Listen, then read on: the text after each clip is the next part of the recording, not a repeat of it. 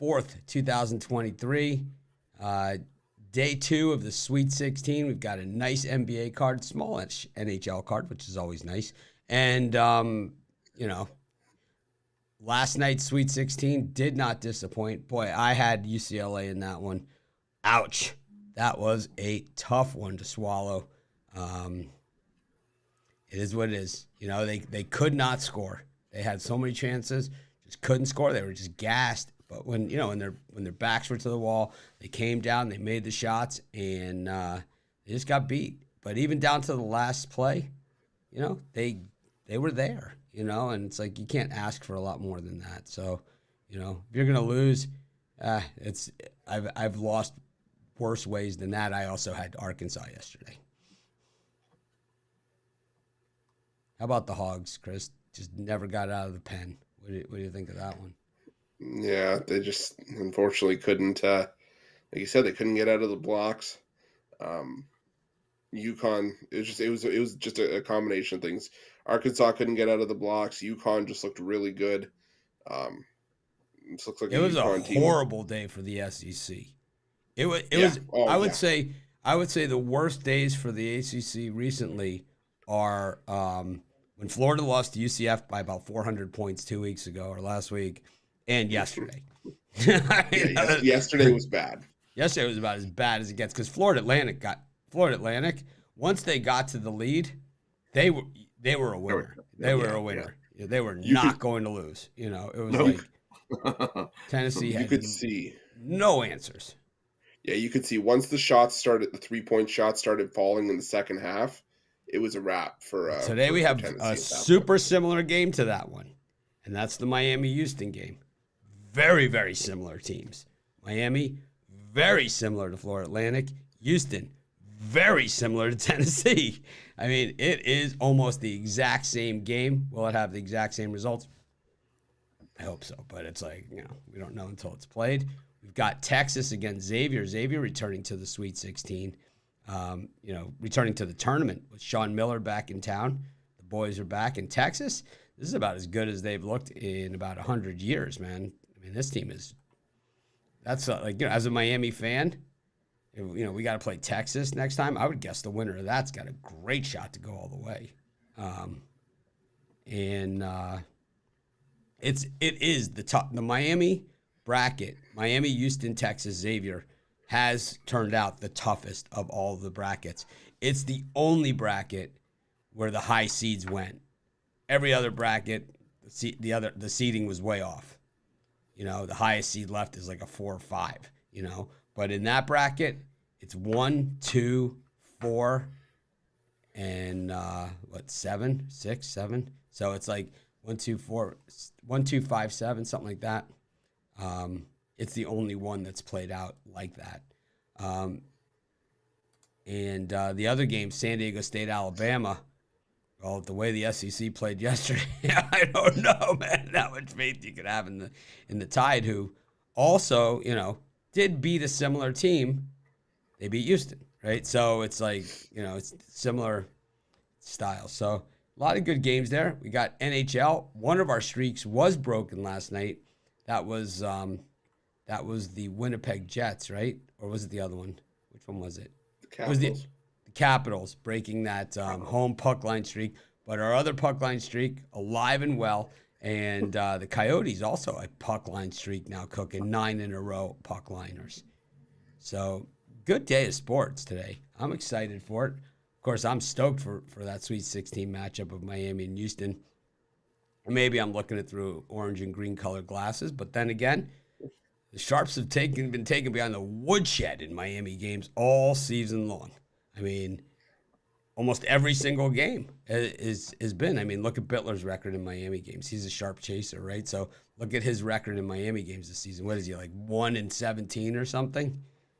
I think he had Duke in the ACC tournament against him. It was his only win all season long betting against Miami. And I think he went against him almost every single game. His record with Miami games is yours against Rice. Pretty much. Pretty much, man. Yeah, UCLA I don't think they let him hit that shot. I thought Gonzaga drew up a nice play, and I think he hit the shot. I don't think they let him hit the shot. I think he hit the shot, and it was not just a routine three. It was a deep three, and it was a great shot. And it's like, if you're gonna lose, get beat. That's what I always say. Don't beat yourself. Yeah. And I think that's what happened with UCLA. They got beat. And I had UCLA in that one. I was feeling good when they went up by a point. Not feeling so good when they were down 2 points.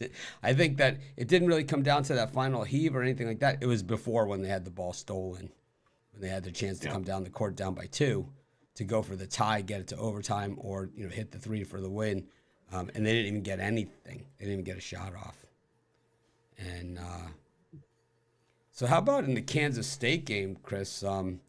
Newell steals the ball. The second half line is Kansas State +1. It was 5 points at the half. It's a 3-point game. Newell steals the ball. It hits a layup as the clock expires to make it 5 for the second, to make it even for the second half with K-State +1, the second half line. I mean, you think he had a ticket? Because he sure as hell sprinted down the court. I was going to say, might have had some vested interest. It sure looked like it. Yeah. I would say he definitely had a vested interest, the way he bolted down the court to get that one in there. Let's get to some NHL today. Let's just get started. Take a look at this card, because we got a big NBA today, and of course we got that Sweet 16 that we want to go over. So let's get amateur hour out of the way. We've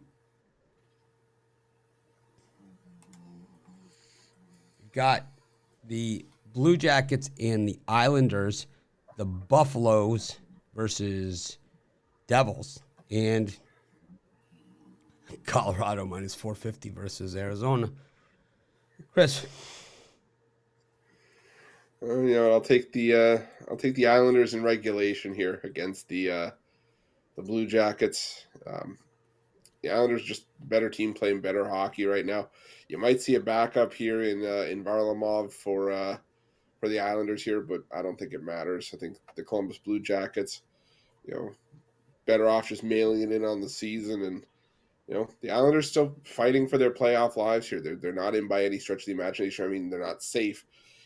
They're right now in the first wild card spot. They're just, like I said, they're just simply the better team here, and I think they can get it done in regulation. So I'll take the Islanders in regulation, bring down that -200 price, bring it to around -130. Rod? I like the over between the Devils and Buffalo. I think goals come early and often. This Buffalo team, their defense has definitely been shoddy, giving up tons of goals in their last few games. As you see, ranked 29th in the NHL, giving up 3.7 goals a game, to be precise. And Devils team, 8-2-1 their last 11 when their opponent allows 5 goals or more. I think goals come early and often in this one. The last 9 meetings in Buffalo, 8-1 for that over. They'd be over. Devils, Buffalo. Taking the Coyotes here, plus +1.5 against the Avalanche. We're getting plus money on this thing. No reason not to take it. The Coyotes, the king of the puck line dogs these days. 9 in a row in the puck line underdog role. No reason to believe it doesn't happen again. They believe they can stay within a goal of the best teams in the NHL. They know they can. They know they can stay within a goal. And I know it too. I'm sincerely believe it. Let's go to the NBA. Celtics against the Pacers. Got the Wizards against the Spurs. The Raptors against the Pistons. And the Grizz against the Rockets. Rod? Now, for me in these ones, I'm going to take the Raptors here at home. Lay the big boatload of points. They're playing pretty good hoops at home here this season. And this Detroit team, with all its injuries, definitely not playing great hoops. I think the Raptors are rolling with the way their offense has been going. 23-14 at home, 22-5 against that number. I know it's up to 15. I think the Raptors win by 20. Just lost with the Raptors at home in that one. Just lost to the Pacers. I'm going to go with the Rockets here against the Grizz, plus the points. The Rocks played decent basketball. The Grizz, the world's going to be on them in this game. I just got a better feeling. I think, with Houston probably taking it up the pipe in the NCAA tournament tonight, I think that at least the Houston fans will have something to cheer about, and that's a smooth cover by the Rockets, getting 13. Maybe they lose by 11. I'll take the Rockets plus the points and give the Houston fans something to wipe their tears with. I'll take the under between the Spurs and the Wizards. The Spurs offense just fallen off a cliff in their last couple of road games.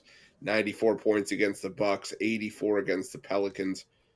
Don't know if it's going to get any better here against the Wizards here. Wouldn't be surprised if the Spurs struggle to get to 100 points again. But I also don't think the Wizards going to light anything up on fire here. I think they can get to the mid 110s, the absolute most in this one. So 227.5 just feels too high to me. I think this one finishes closer to the mid 210s. I'm going to take the under between the Spurs and Wizards. Dallas against the Hornets, Jazz against the Bucks, Warriors, Sixers. It's me, right?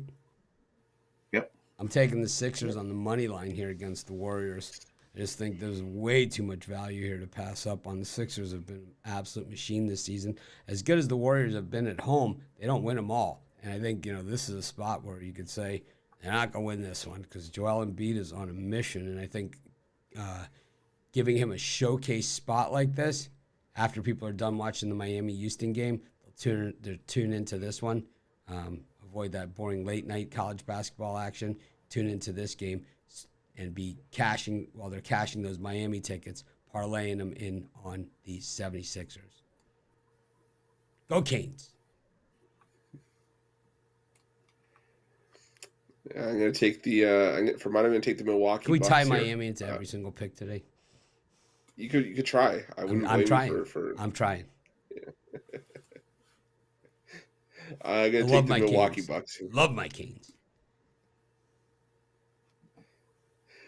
I'm going to take Milwaukee against the Utah Jazz. Now, the Utah Jazz definitely motivated here to try to get a result, keep themselves in the play-in conversation in the Western Conference. But the Milwaukee Bucks, they're motivated as well to try to lock up the number one seed in the East, and they got a chance to take advantage here and get a pretty confident win here against a Jazz team that's missing Lauri Markkanen, Jordan Clarkson.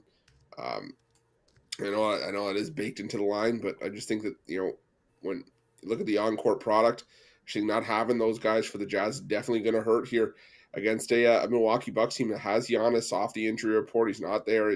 Chris Middleton's not there. I think it's a lot to a little here for the Bucks, so I'm going to take the Bucks laying the points. They win this one by double digits. Jazz, I think. What's the streak on the tools for Jazz? Let's see. Something very big. It is. The Jazz are Utah Jazz. Where is it? Did it on my 7-free pick? There it is. Covering the spread as home dogs against the Eastern Conference 10 times in a row. Double digits. Right. And for me, with that last game, I'm going to take the under here between Charlotte and Dallas. This just feels like the first 200 wins this game. With the last 5 meetings, 4-1 to the under. Hornets 5-0 to the under. The last 5 following a straight up loss of 10 or more points. 5-0 on the road to the under. Dallas 5-1-1 in the last 7 after scoring 100 points or more to the under. This just breeds the under in this one. 227, too many points in that one. All right, we wind it down. Last of the NBA, we go with the Bulls and the Blazers. Whoa, there's a good one. Then we've got the Kings and the Suns and the Lakers and the Thunder. Chris, don't steal that Bulls-Blazers game from me, please. Okay. I have to exercise some restraint and not steal it from you. So I'm gonna buckle up here. I'm gonna take the Oklahoma City Thunder plus the points against the Lakers. Don't take that Bulls. Anything but the Bulls game. I'll be taking the Bulls. Okay. Yes, you will be. We got 162. We got 162 games times 30 teams coming up. We just got to warm up on the material because we're going to start seeing some baseball players around mid-August that we never heard of before. Or we wish you never heard of before. No. Rod's going to be like 2 o'clock in the afternoon. We should have a bit, Chris, where it's like, man, that's madder than Rod at 2 o'clock in the afternoon when Justin Verlander got scratched for Peterson.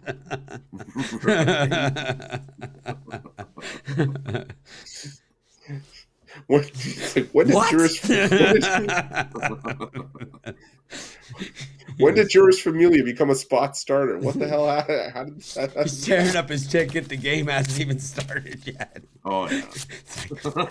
Forget it. Forget it. This is over. I got my ticket here with Verlander on it, but it's not Verlander. The moment, like, you just see the smile slowly transition into a frown and an angry face. It's just like, yeah. Yes, these fake laughs. They're absolutely fake. These fake laughs. What? I don't know, some douchebag in the comments. These fake laughs. Okay. Obviously doesn't know us too well. Or he's a dickhead. It's okay. He must be an Today's Arsenal fan. dickhead of the day. Anonymous troll. Dick. It's like Arsenal. What a dick. Yeah, it's okay. If he's an Arsenal fan, he's used to fake Premier League title hopes. He knows what he is, man. He's a dick. Amazing. The man's obviously a dick. Is that Arsenal boom shakalaka? He's a dick. It's like, what a dick. What a dick. Anyways, I'm going to go with the Thunder here plus the points. As an underdog of at least 3 points this year, the Thunder 25-13-2 as a most profitable road underdog this season. Normally on a back-to-back, you see Shai Gilgeous-Alexander, rested for one of the 2 games, but I don't see him out here. I think it's all hands on deck for Oklahoma City as they're trying to keep themselves in the play-in tournament race. The Lakers need a win here as well. And I think they could potentially get it, but the road team's covered and won both meetings this season. So I think we have a game that's going to come down to who has the last shot in this one. I like the Thunder plus the 5.5. And today's dick of the day is easy there, douchebag. How you pronounce that? Boom shakalaka. Who cares, man? Yeah. You pronounce it douchebag. You won. Today's douchebag of the day wins a $25 gift card to Omaha Steaks.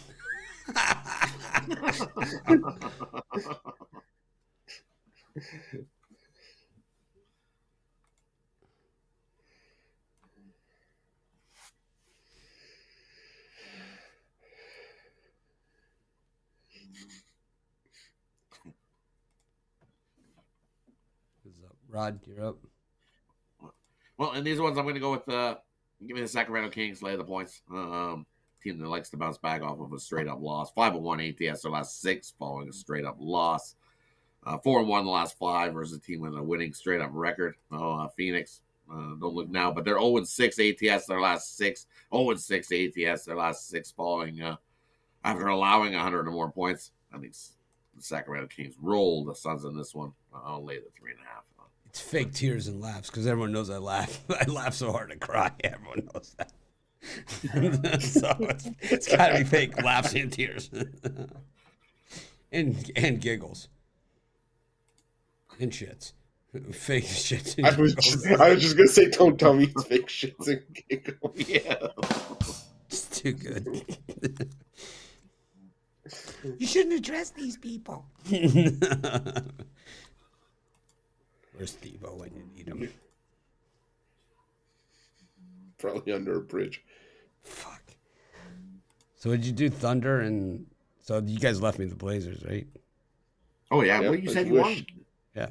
As I you like wish. the Blazers Yes, against the yes. Bulls. I refuse to take the Bulls on the road as a favorite against anybody.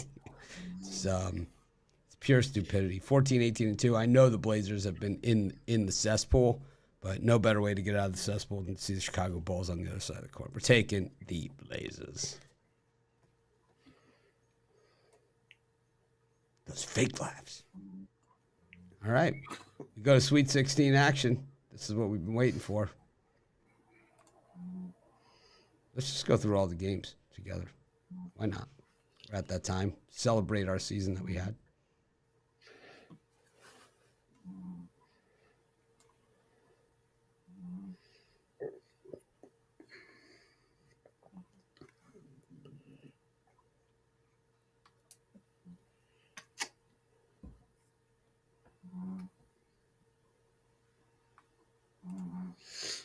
Got Alabama versus San Diego State to kick things off. I'm up first, right? Oh, second. Rod, you're first. What do you want to say about this one? 6:30 Eastern time start. Well, for me in this one, I think it's gonna be a pretty good game. I'm going to go with San Diego State plus the points. I think they can keep it close. I think Alabama wins this, but I don't think they cover the spread. I think this comes down to the San Diego team is very experienced. 4-0 ATS their last 4, and you look at Alabama, they're haven't been the cover machines in this tournament. 2-5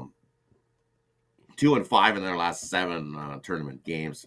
ATS. I think Alabama wins this, but I don't think they cover the number. So, give me the Aztecs plus the points there. I like the Aztecs. I think they got a shot at the money line.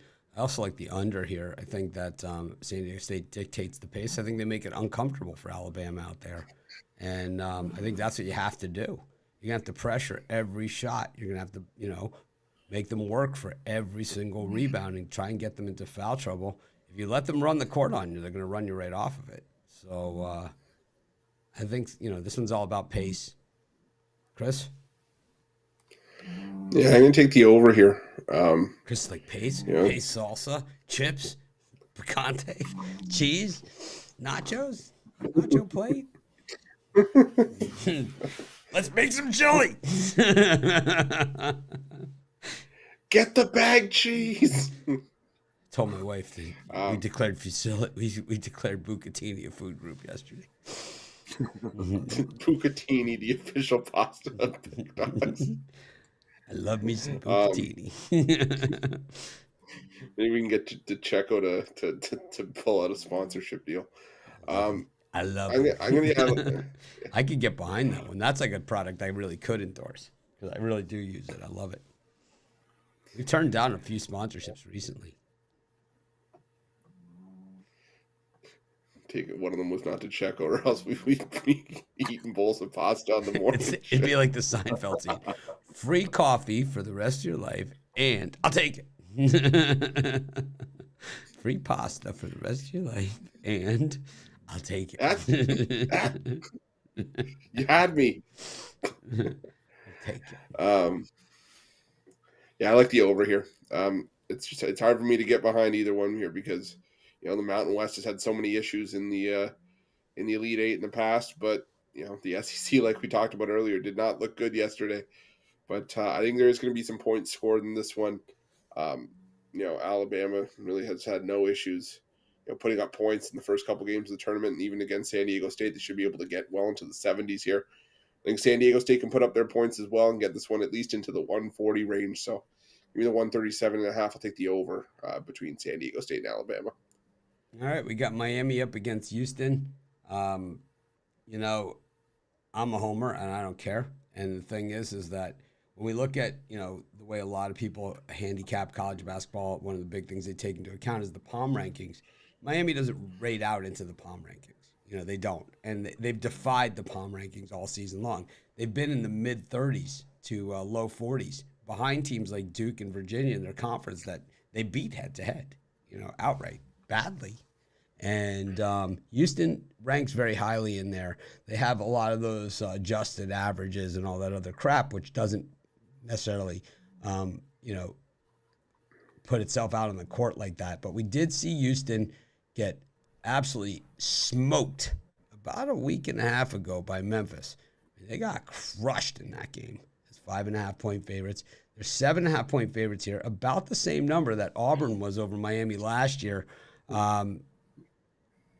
Canes, I mean, Jim Larinaga is one of the greatest NCAA tournament coaches in the history of the NCAA tournament.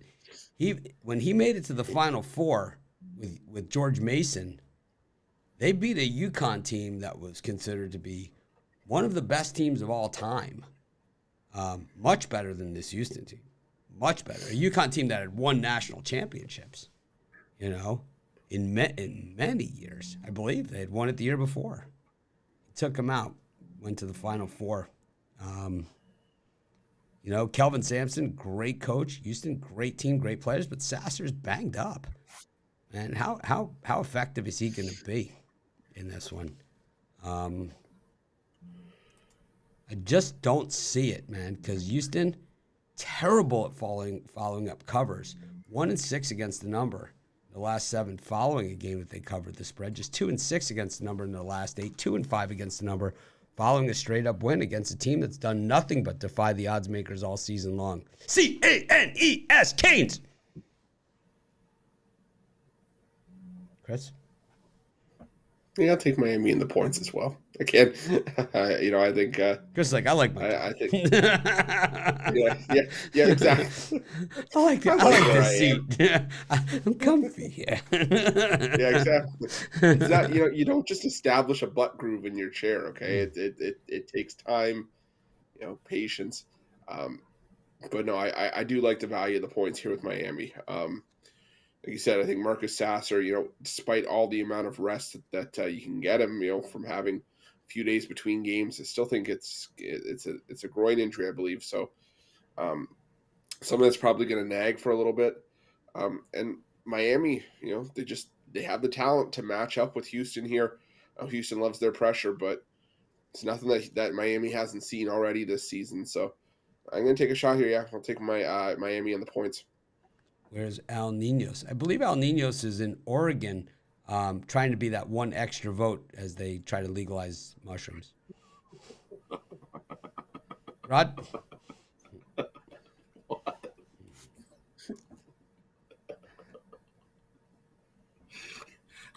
I'm going to take the over here. I think both teams can score a little bit. You figure you're going to get a defensive style game, and I think this total is too low. I think both teams can get into the 70s in this one, and I guess it's up and over the total. They'd be over Houston Canes.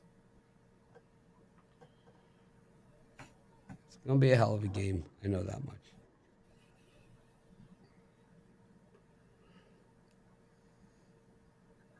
Anyways. Wow, that really is the calling our shot, guys.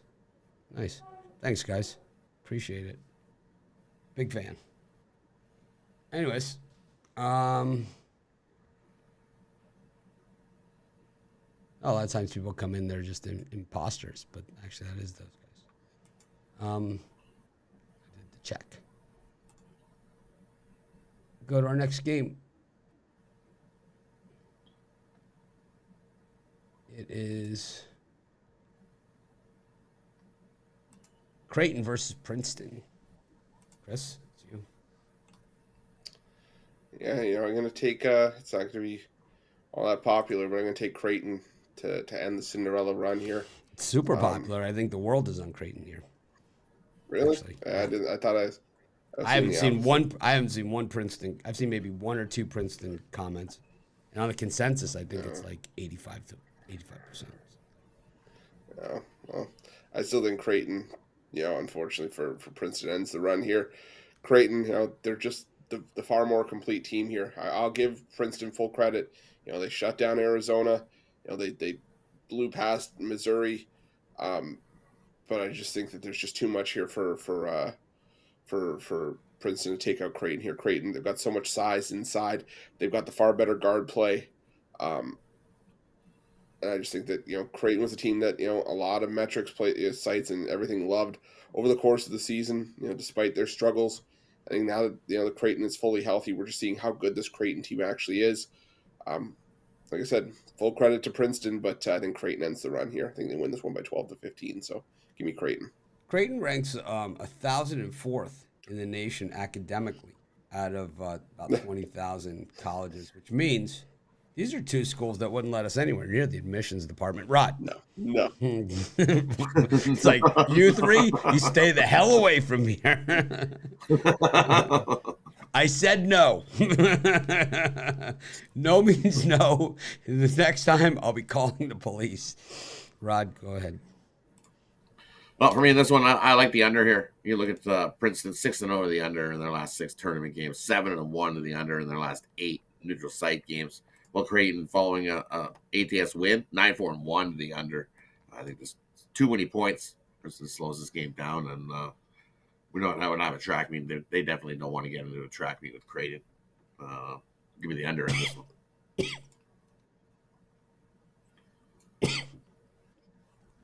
I don't know about this one. And this is one, like, I could see a lot of, like, the dog chasers and Princeton, ending up being maybe a public dog. I don't know. Chris seems to think they are, but I haven't really seen much about it, that people are on Princeton. I was on Princeton the first 2 rounds, and people pretty much didn't have a lot of nice things to say about me in the YouTube comments. But Creighton's a type of team that has lulls in their game. And you have a lull against Princeton, man, they're going to cover getting double digits. I don't love this Creighton team. I'm not as big a fan as you guys, and I really like Princeton's big man. I think Princeton hangs in there. I think they make it uncomfortable for Creighton. Very uncomfortable. All right. Go to the next one. Texas Savior. Rod. It's all about you. Jay Briggs is watching. He's not watching. Watch your step. If Miami and Texas win, they play each other. Correct. And for me in this one, same thing. I think you get a slower pace game, more defensive. I'm going to take the under. The Longhorns 7-0 to the under in their last 7. 6-0 to the under in their last 6 versus teams with a better winning percentage than 600. Xavier 7-2 to the under in their last 9 following an ATS win. 149 points. Way too many points. Take the under in that one.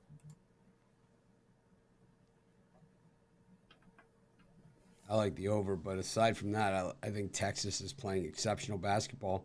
The last 2 national champions have come from the Big 12. What we saw last night in the Michigan State-Kansas State game at Madison Square Garden goes to show you they ain't going anywhere. They're going to be very, very tough out, these Big 12 teams. They don't go out easy. And Texas, really, of all the Big 12 teams, ended the season over the last week and since then, the last week of the regular season, the conference tournament, and so far in the NCAA tournament, they've looked the best.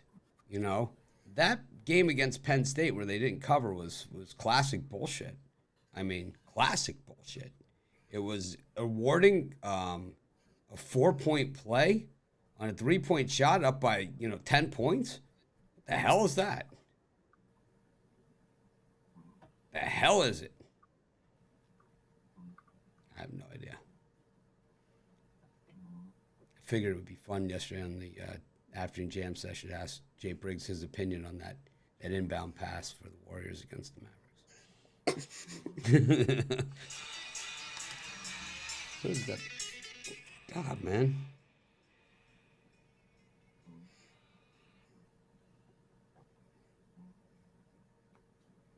Anyways.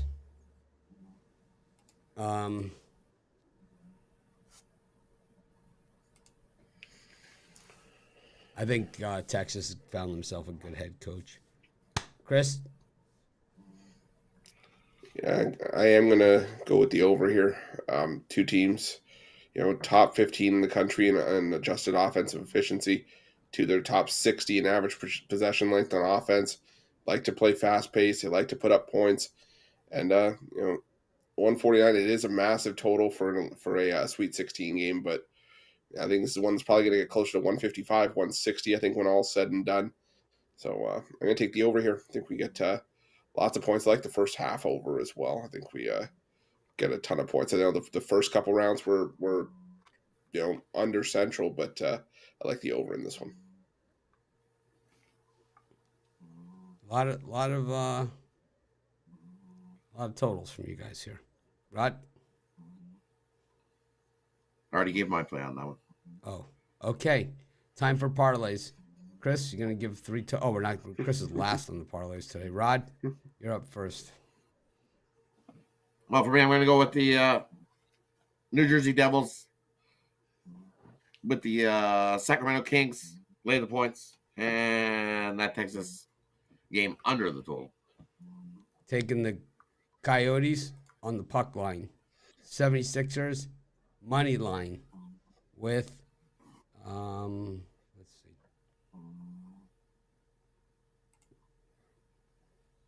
With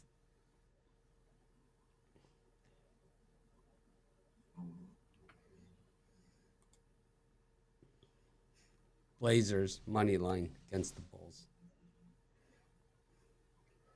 I'll go with the Thunder plus the points.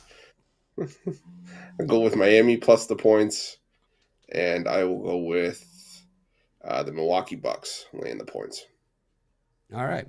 Thanks, everyone, for joining us. Make it a winning day. I'm not sure if I'll be on at halftime or not tonight. We tried doing it last night, 5-minute halftimes. It was not easy because there's like games going on while you're doing halftimes and stuff. Then it starts getting late. But I know Briggs will be up because that Texas game is late. So I know he'll be up for that one. We'll see. We'll play it by ear. In my mind. All right, tomorrow we're back to weekend style. We were going to do that during the week, but we didn't. Next week, I think we'll go with the more graphics-intensive program here. Let's see what happens. Make it a winning day, everyone. We appreciate each and every one of you.